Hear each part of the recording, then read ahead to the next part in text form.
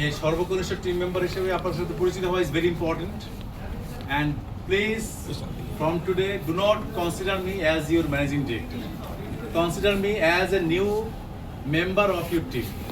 ওকে, আমি আপনাদের একজন টিম মেম্বার হিসেবে আপনাদের সাথে কাজ করতে চাই।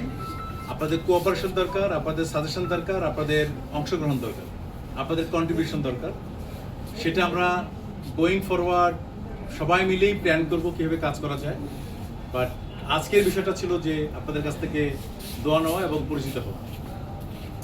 অ্যান্ড আমরা যেহেতু আপনারা জানেন যে একটা ক্রান্তিকালে যাচ্ছি, এই ক্রান্তিকাল থেকে উত্তরণের জন্য আমাদের প্রত্যেককে একটু এক্সট্রা এফোর্ট দিতে হবে, এক্সট্রা কাজ করতে হবে, এবং সেই কাজগুলোর একটা ওয়ে আউট আমি আপনাদেরকে বলবো। কারণ আমাদের কাস্টমার হলো আমাদের কেন্দ্রবিন্দু। No customer no business. Customer নাই তো আমরা নাই, তাই না? সো আমাদের কাস্টমারের কনফিডেন্স বিল্ড আপ করা, ট্রাস্ট বিল্ড আপ করা, রিগেইন করা, এটা হবে আমাদের একমাত্র ফার্স্ট প্রায়োরিটি।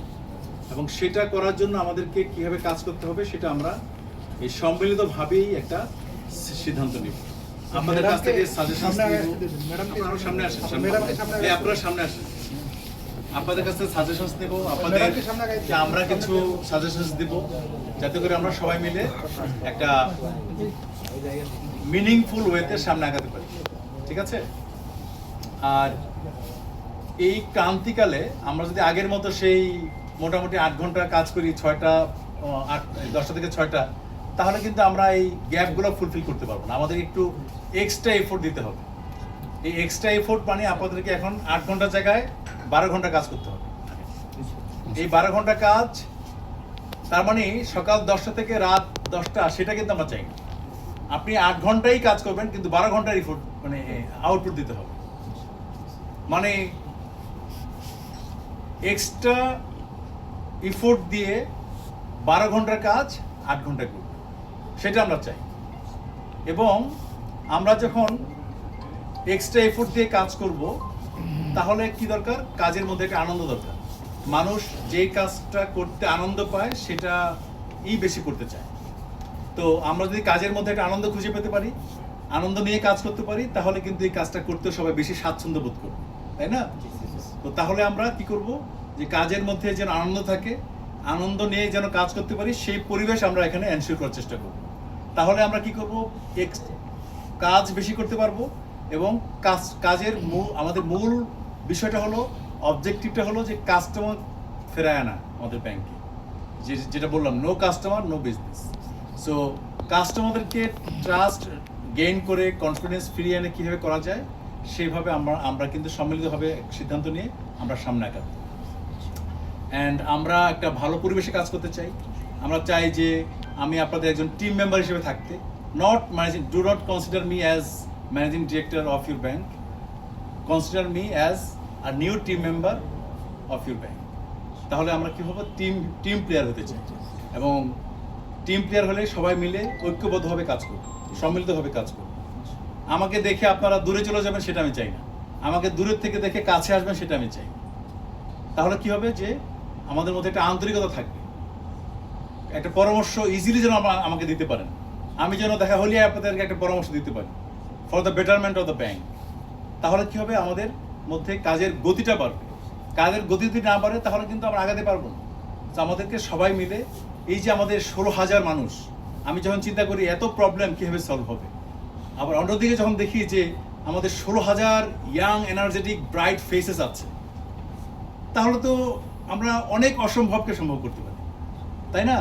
সবাই যদি হোল হার্টেডলি কাজ করি, অনেস্টলি কাজ করি, ডেডিকেটেডলি কাজ করি, তাহলে তো অবশ্যই আমরা এই সিচুয়েশন থেকে ওভারকাম করতে পারবো। সো আমরা আশা করি যে আমরা ঐক্যবদ্ধভাবে, সম্মিলিতভাবে ভালো থাকবো, সম্মিলিতভাবে আমরা যে কোনো সিদ্ধান্ত নিব, সামনে আগাবো, এবং এই ব্যাংকগুলোকে টার্ন করার জন্য আমরা সফল হবো ইনশাআল্লাহ। এবং you have to think positive. Whatever happen in the past, let us forget it. সব চিন্তা সবার মাথায় ঢুকানোর দরকার নাই। আমাদের অনেক ডিভিশন আছে, এক একটা চিন্তা এক একজনের মাথায় থাকবে। বাট সব চিন্তা যদি সবাই করি, তাহলে কাজ করতে পারবো না।